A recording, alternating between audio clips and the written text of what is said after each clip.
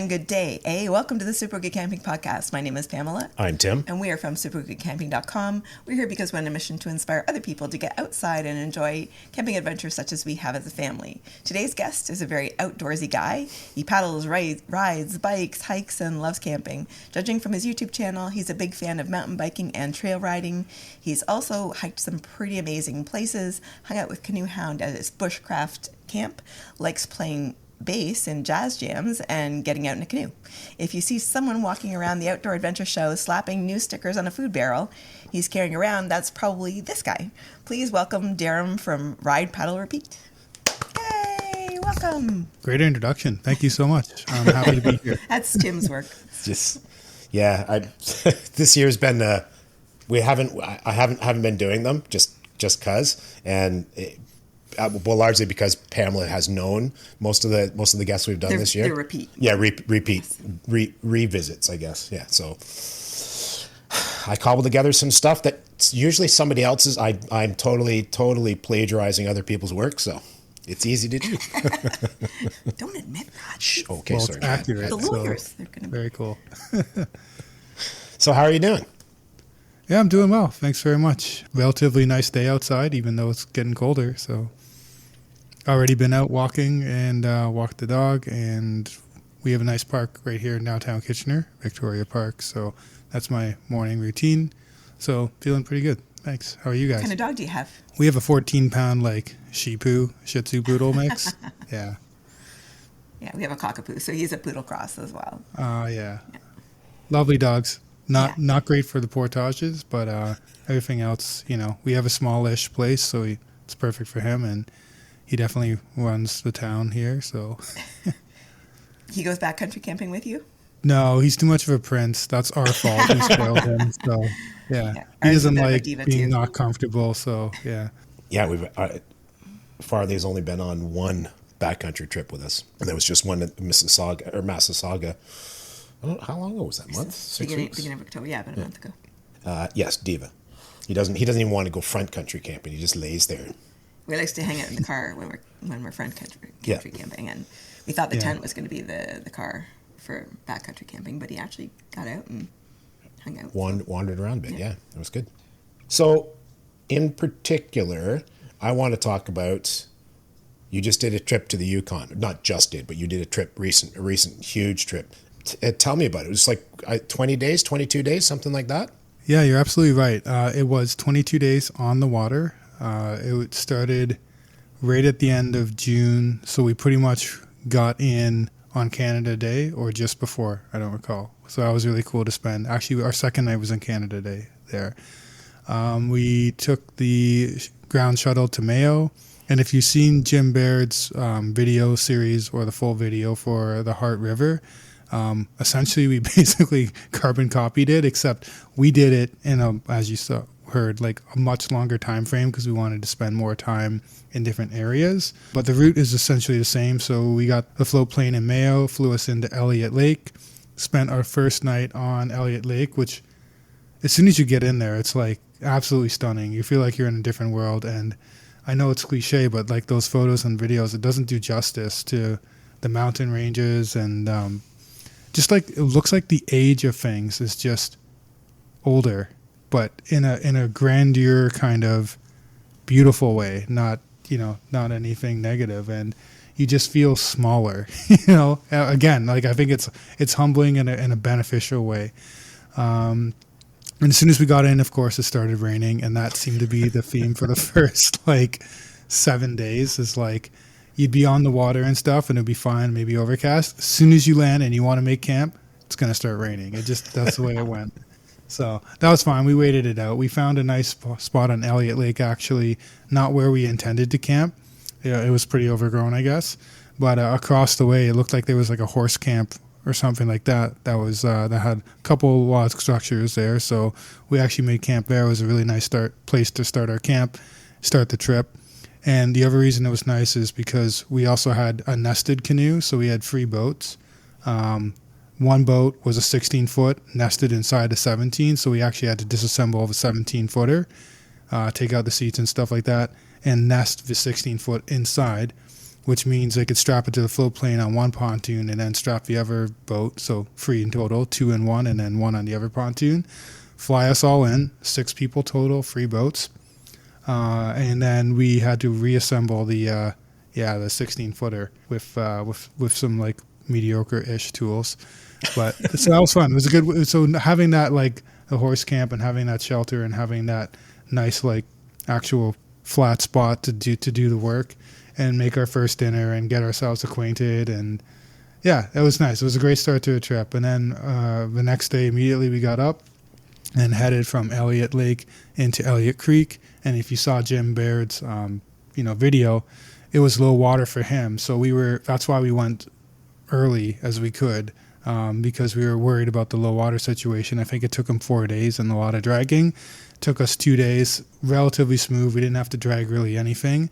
There was just like enough water, just enough for us to float through, which was great. And even a couple of swifts, which was really good to get our, like adrenaline flowing a little bit, because one of the things about this trip that I was I would say apprehensive, not worried, but apprehensive about was the level of whitewater. I'm a relative novice, did a couple of trips and a course with Paul Mason, which really helped, I guess, at Palmer Rapids to kind of get upskilled on that, and with the same paddle partner that I was going to have. So like pretty much all of us went up a couple times to Palmer to do some of the training, and then the lower Mad as like training. Most people there had more experience than I did in whitewater who were on the trip. The trip was led by a gentleman named Paul Hoy, who's a person I've tripped with before.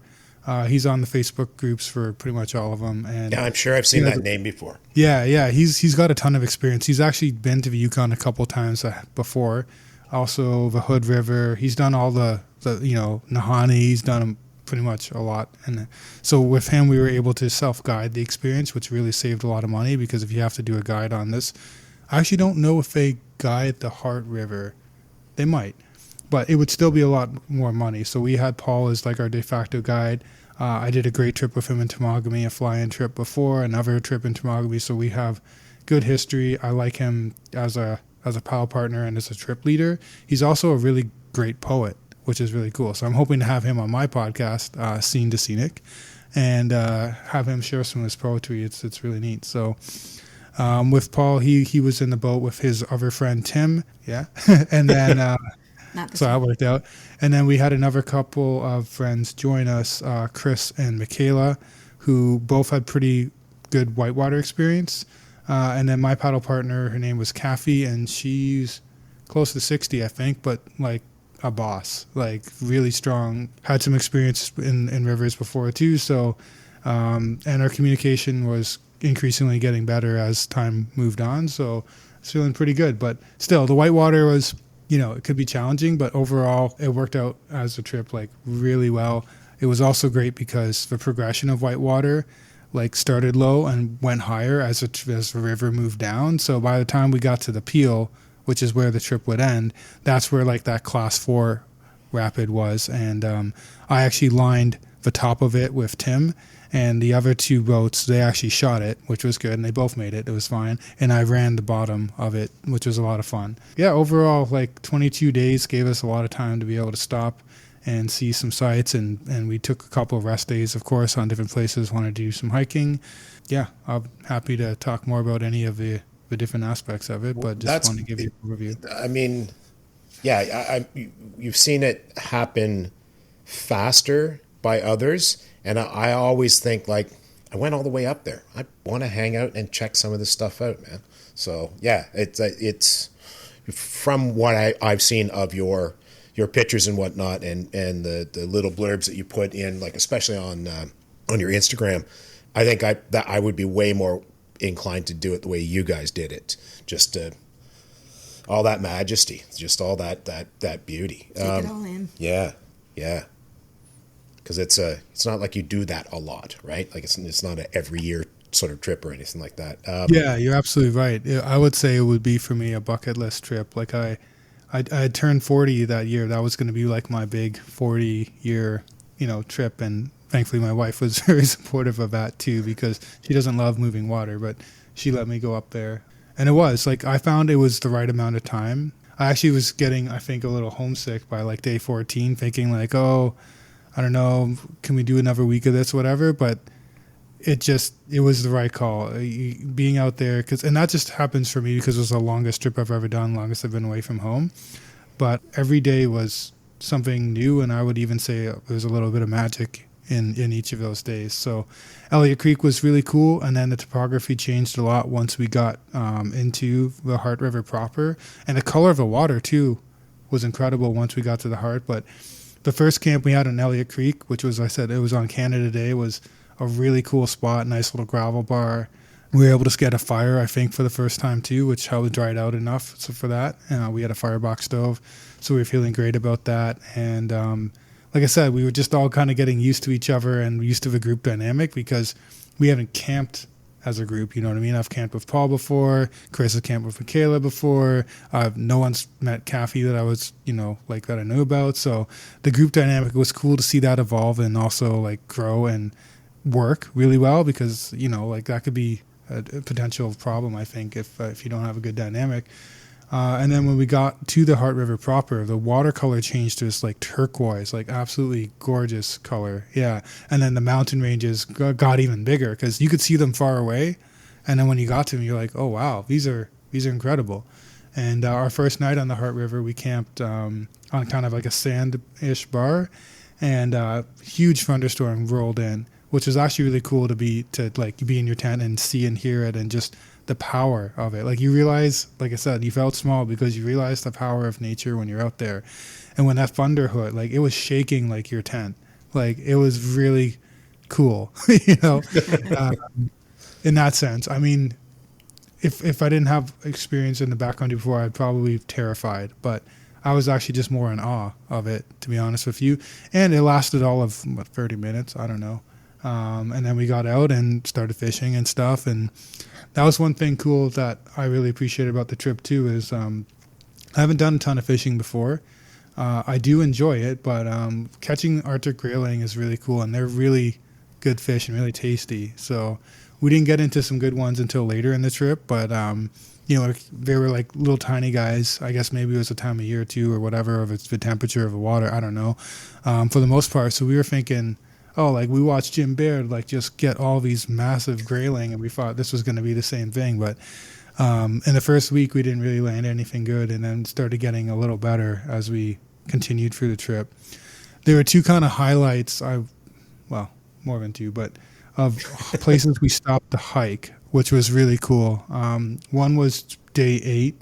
So we had gone through 7 days of the Hart River, stopping on various places, all of which had, like I said, the landscape was really cool. Actually, day 4 and 5 were really neat. That was like the first, amazing landscape moment that just took us really by surprise. Is we were camping at the base of this, again, another gravel. A lot of times we camp with gravel bars, just and where we could find flat spots.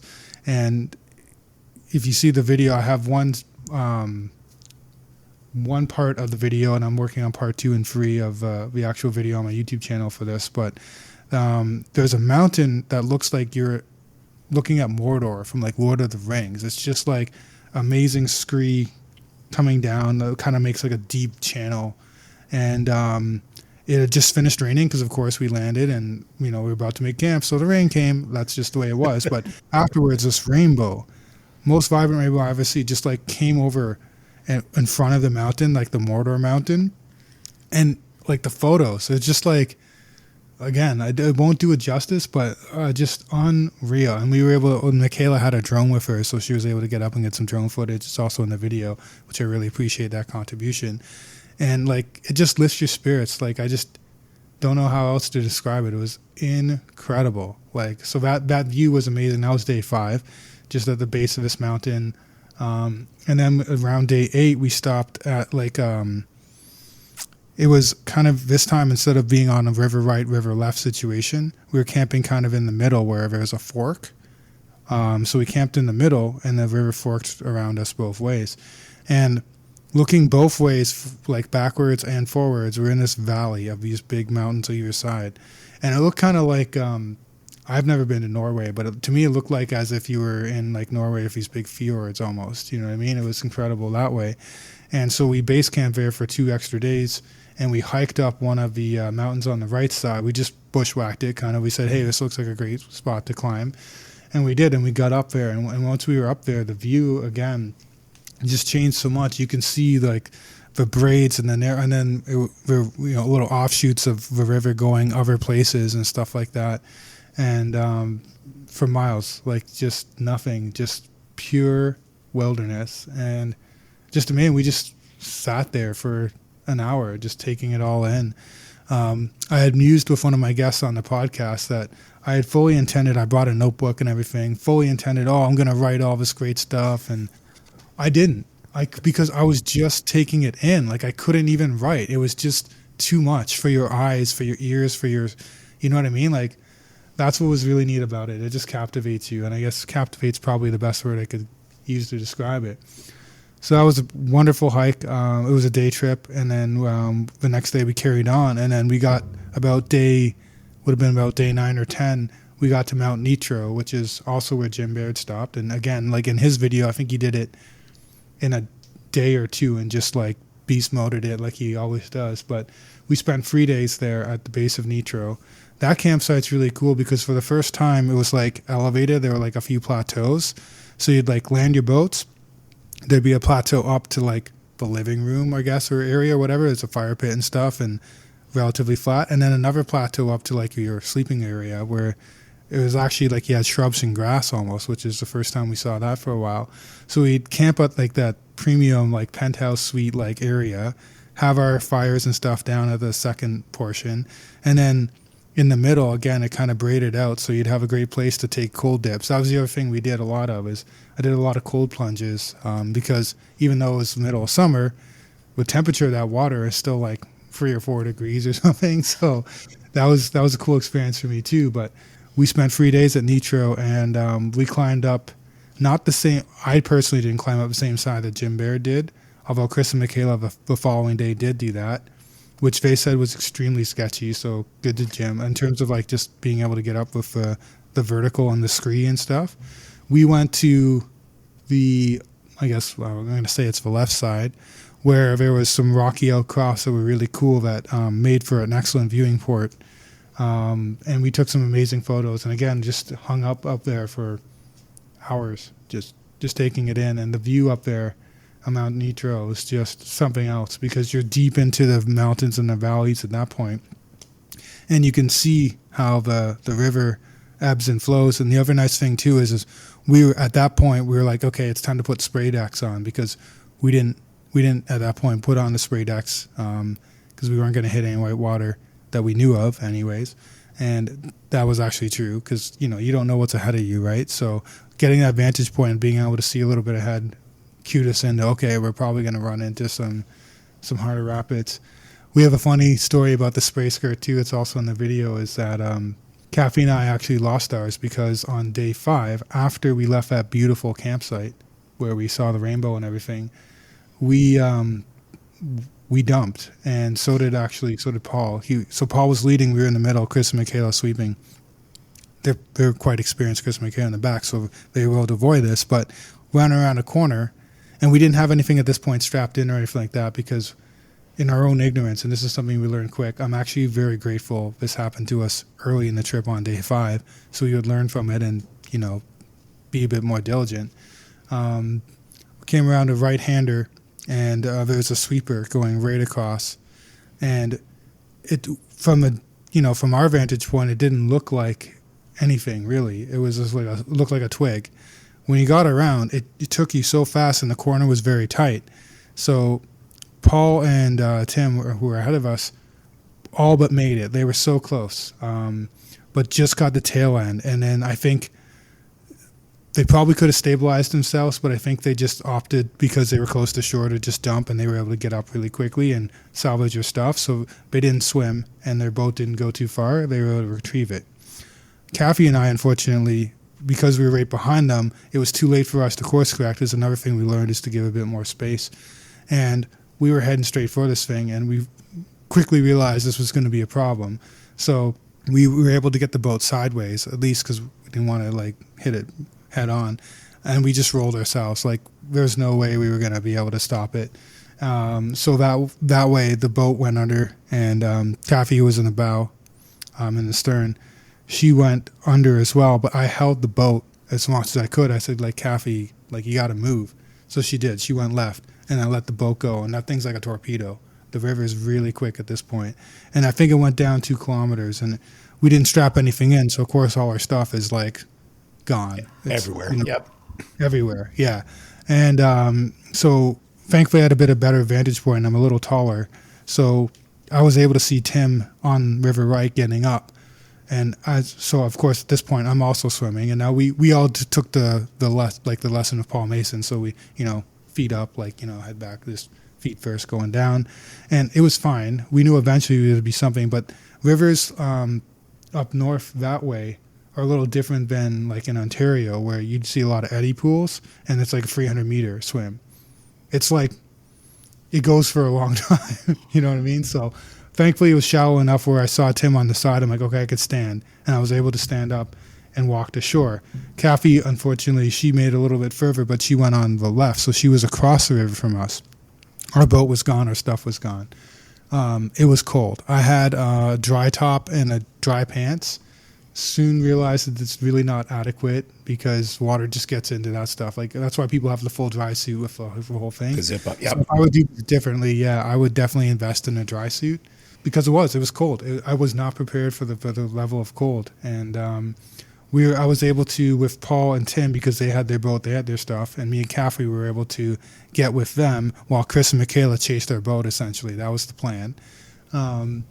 And they found the boat, which is great. And we were able to kind of make it a little bit further, maybe a kilometer down the river before another sweeper. And Paul and I actually had to like dump ourselves and jump off because we had 4 people on this boat with all this gear and they couldn't steer at all. So we got off and we made it to shore. Kathy and Tim in the boat made it to shore, which is great. So we were all, for 4 of us, were able to get together with Paul's boat and his stuff. And we stopped and actually made a fire because we were really cold. And that was the right move. So we were getting warm. And we had our Garmin inReaches and we were trying to communicate with Chris and Michaela to see where they were at. So thankfully what happened is we all made it, first of all, to River Right, which is good because if one of us made it over to the left, that would be a problem. We'd have to cross over again. Our boat was salvaged a little bit further down, maybe 800 meters, but around the corner, we couldn't see them. And they were able to walk up on River Right with us, and Chris came up and met us, which is great, and told us where we were at. So we all were able to walk down. We got the boat and stuff, but we lost some things. Kathy's barrel actually opened. She had a barrel that she rented from the outfitter, and I don't know what happened, but the barrel opened and she lost a bunch of food, unfortunately, and our coffee rations and stuff like that. So could have been a lot worse, honestly, but this all started. Losing your coffee, man. That's pretty bad. Yeah. Well, actually, that was like a thing. So I had some other coffee and some other people had some other coffee, but it wasn't enough. So we were using like second and thirds of grinds and stuff in the morning, and that was like, we made do. It was a first world problem, but like it definitely impacted, the morning experience. Yep. But all that to say, one of the things that got lost was the spray skirt. So this is actually really a cool story. I mean, not that it happened, but the way we found it. So the skirt was gone. We're like, oh shoot. And that's an expensive piece of kit and it's not ours. We're renting it along with the boats. Some other stuff was lost. I lost my hat because, like I said, I didn't strap anything down, my water filter. So I lost some stuff. Kathy lost some stuff. But thankfully, all of our dry bags and stuff were there. So we had most of our tents, sleeping bags, all that stuff. We had it. It was fine. And we got back kind of on the horse and we made a quick camp. But one thing was we were going a little further down and the first braid that happened had 3 channels. So river left, center, river right. And we were scouting it out thinking, which one do we take? They all looked pretty viable. I guess as fate would have it, because I don't know what else to call it, we took the left channel. We're going down, and it's pretty swift. We see this red thing in the water. We're like, oh, someone busted their canoe up here.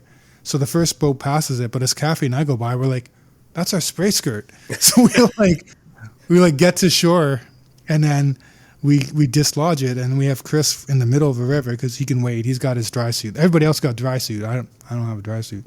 So we dislodge it. Chris is going, it's like coming by him, he just, I don't, it's hard in the water, and it's faster than you think. It just misses, like he just misses it, and the skirt's going down again. We're like, okay, but at least this time we know where it is, and it gets lodged, stuck up somehow in the middle of a river on something we don't even know. And actually right to the left of that spot is a great place to camp. So we were able to, and it's like 500 meters. So we were able to get down, go to river left, make camp, and devise a plan where Chris and Michaela and myself were able to actually like dislodge and carry the spray skirt. And so we had the spray skirt back. And so that all happened within the first week. And like I said, I'm grateful for that experience because we learned a lot of lessons through that. And I think it really helped the resilience too. So one thing is, like I said, we were a lot more cautious around corners. We stopped and scouted a lot more at that point to get around corners and find good lines. We gave more space. We strapped our real stuff in, which in case we never dumped again, which was great. Because you had everything strapped in. So where's the fun in dumping? Yeah, exactly. Also because we didn't want to repeat that experience, but yeah. So all that to say is when we finally got to Mount Nitro, we were able to get the spray skirts and put them on for the next leg of the journey, so to speak, because Nitro is kind of, I wouldn't say it's halfway. Yeah, so the next leg of the journey after Mount Nitro, which again was an incredible experience. Again, the topography changed a little bit. The river got a little wider and a little faster, and so we did put the spray skirts on for that leg. All throughout like the next leg, there were all these like amazing cliffs and spires and cool things happening on the cliffside, so we were taking our time again to check those out while we went down. And then you get into this canyon, and so we had this amazing campsite. Would have been day 11 or 12, I don't recall, maybe 13 or 14 because we had stayed so long at Nitro. Regardless, this campsite was on River Right, and on the left was a 300-meter canyon. Just amazing. So you're camped like within, I don't know, 15 feet of this thing, and it's amazing. And the river's in the middle, right? And the great little eddy pool. So we were catching grayling and stuff. And at that point, we had like that night too, because it was just such a scenic spot. We had like a group bonding activity. We played like charades and had some games and stuff, and it was really fun. It just like every day that we kept going, the group dynamic was getting better, and we were staying up more, talking more at the fire and stuff. And because it doesn't get dark until, well, like 1 a.m., I guess, like we've had times where it's like, oh, it's midnight, I guess we better go to bed. So that's the other thing is like, because it was the summertime, it never really, really got dark. I think on the last night we were there, or the second last night, I actually woke up at like 3 a.m. to go to the bathroom, and then I saw like what would be considered a sunset and got some great photos because it's so beautiful. But the rest of the time it's just like sunny. So I wore a sleep mask because I couldn't actually sleep in the tent with all the light, and I found that really helped me sleeping. So those are some of the things I learned up there. But through the canyon was a really nice spot. And then after the canyon, it was kind of, like I said, wider and flatter. So it started getting flat again as we were approaching the Peel River system, which is where the Hart River actually ends. And it was really interesting because when the last couple of days we were on our trip, we were off of the Hart River and on the Peel, where they come and pick you up. And when we got to the confluence of the Peel, I didn't even know that was the confluence. Paul told us because of he had his GPS, and he says, oh, we're getting on the Peel. I'm like, doesn't make any sense because I thought it was going to be as dramatic as it was with the Hart River coming out of Elliott Creek. But, he was able to point it out, so we could see it once, and we actually camped right at the confluence. There was another good campsite, and that's where I got to see that sunset. And throughout it all, like I said, we had some really good group bonding. We had some great fishing. One of the spots right before the Peel River, which was really, really cool, was, again, this is after the canyon. We made our way through, and there were like these big, free pyramid-shaped mountains, like almost perfect pyramid-shaped mountains that were in the distance. And as we got closer, we noticed that there were some mountain goats climbing up, which is really cool. So we had stopped to watch the mountain goats, which ended up being a great campsite anyway, so we stayed on that spot.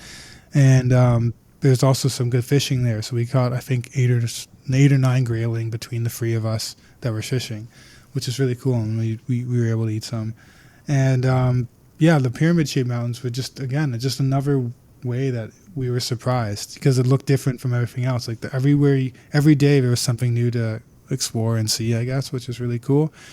And that was one of my favorite campsites too. It was actually a really small site, relatively speaking, but it was another like little bit of a canyon wall, and like I said, the mountains in the distance. And it was also getting warmer, so we finally, on day 8 and throughout the rest of the trip, it was more sunny, more frequently, and it didn't rain. Like it rained the first 7 days of the trip, not continually, but like I said, almost on clockwork at certain times of the day. It always seemed to find us when we were setting up camp. So it was nice to see the sun and have it come out and be a little warmer. And then when we got to the Peel River, we approached like the last couple of days were spent getting through those big class 4 rapids. And that was a really cool experience. That was really fun. And by that time, we had a lot more confidence in the whitewater. So, it was bittersweet when we were at the last campsite and the plane came to pick us up. And I think the last thing I could say about the trip is the plane ride home was spectacular too, because you fly through all the different mountain ranges and stuff as well. And you actually fly over the Hart River, so you can kind of see, we were there. And what was cool is for about 30 seconds, you could see the river in the plane, and you watch the river go like as far as you can see, and you're like, wow, we paddled that. We paddled all of that, which is amazing. And then the different mountains and stuff, we saw the same Mordor-looking mountain, but from the aerial view. Really cool perspective. And we made it back to Mayo and just back to Whitehorse. And we spent one extra day in Whitehorse, which I was really grateful for, to just recover and take a shower and reminisce and stuff. And yeah, that was it. But like overall, it felt like we were moving fast, but we were moving slow. So I don't know how else to describe it. And just like I said, I couldn't even do a lot of writing. It was just my senses were taking it in. But I find with shooting stuff on a camera and things, it takes away from your visual of actually seeing it with your own eyes. So I can imagine that you'd want to just take it all in with your eyes. I know that like I haven't done anything to that level, but just doing things like, Killarney, Algonquin, whatever, I'm so much more inclined to whip out the camera and take stills as opposed to set up video shots and stuff like that, just because I'm looking around, Thomas will turn around, our eldest will turn around and be like, close your mouth, Dad, because you're just like, catching flies. Sucking in all that beauty. Man, I can totally see why that would be a bucket list trip. That's pretty wild. How do you set up the plane? Like obviously it'd be easy enough to book it to go in, but do you have I assume you have a specific date so you have to be there at a certain time? Yeah, you're absolutely right. We were also fortunate in the sense that with the Garmin, we were able to communicate with I guess the booker of the flight to just confirm when we're going to be there and stuff. But yes, we did in advance set up basically the date and time. And we actually it was interesting because maybe a week before our actual anticipated pull-out date, they were messaging us because they had our Garmin stuff, and they're like, our beaver is in for repair or whatever. We might have to shuttle you out with because you can actually, at the takeout on the Peel, you can get a land shuttle. It takes a lot longer, but apparently they might have done that. So we were fortunate in that, I guess, for whatever reason, they were able to finish the maintenance just in the nick of time and be able to fly us safely back. But we did have a bit of communication through the Garmin, but essentially, if you didn't have that, you just be there and, and Saturday at 2 p.m. or whatever, right? Yeah, exactly. That's it. So they set a time. Now, it's common that the plane will be delayed sometimes, so we actually had to wait an additional hour just at the campsite, which is fine. We knew they were coming, but I suppose if you didn't have that communication, you might be a little worried. So, but yeah, you set the day and time and essentially do your best to show up. And if you don't show up, they think they'll do a reconnaissance or something if it's like an extra day. But usually you'd have some kind of communication with you, like a Garmin or something. All 3 of us had it. So nice. And I just backing up a little bit, it was Kathy that lost her food, right? Out of the barrel? Correct, yes. how did so I'm making assumptions. You guys packed extra food for that exact Yeah, scenario. we all shared. Exactly. We all brought too much. So that really helped, and we were able to share different meals. She was like most of what she lost, I think, were breakfasts and stuff. So not everything was gone. Like half her barrel was still there, which is great. And then we kind of jerry rigged a lid system because I think we lost her lid. So there was like a canvas bag that one of the gears pieces came in from the boat, like when we had the deconstructed canoe, and we were able to like kind of rig it so it was over top, and we when we were strapping stuff in now, we were butting it up against the other barrel so that it was like almost one unit. So she didn't lose everything, but she lost enough that we definitely ended up sharing. And that was nice. That was kind of the vibe with the whole group too, is, I shared my food with people, they shared their food. We didn't plan to do shared meals per se. We thought maybe we'd have a shared breakfast or a shared dinner like once, but everybody was kind of responsible for their own, and we ended up just sharing, and it worked out totally fine. And thankfully we caught some fish, so that helped a bit too. You mentioned mountain goats. Did any other wildlife viewings? Oh yeah, you're right. Numerous bald and golden eagles, which were really cool to see. So that was really special. And we got to see on the second last day one black bear who was across the river from us. No grizzlies. And a few moose, actually. A few moose. Mostly it looked like a mother and a calf kind of situation. So we didn't really see any big antlers, but there were a few moose as well. I'm trying to think how many years ago, 3 or 4 years ago, Thomas and I saw a bald eagle in Georgian Bay, just the bottom of the French. And I was like, holy mackerel, that's a huge bird, man. That's crazy. That was very cool. You're absolutely right. So here's just one that, because when I was going through your stuff, you mentioned nesting. Whose idea was that? Was that somebody else has done that before, and that's how you guys knew how to do that, or the outfitter, or because I thought that was pretty cool way to dodge having to need 3 canoes and only having space for 2. Yeah, thanks. I believe that is the outfitter's concept. I know they've done it before on multiple trips. So when we arrived in Whitehorse, we were there a couple days early to like just secure our provisions and stuff, and we spent the day right ahead of a trip before our flight at the outfitters doing the deconstruction and like fitting spray skirts and stuff. And so they were kind of coaching us through how to do the process, which worked out well for us. And having that experience, being able to like do it ahead of time and then put it back together without having to try and attempt it the first time when we were actually in the wilderness was helpful. So yeah, that was the outfitters concept and seemed to work pretty well. Yeah, I think it's a great idea. That way you can get 6 people out on a trip instead of only 4.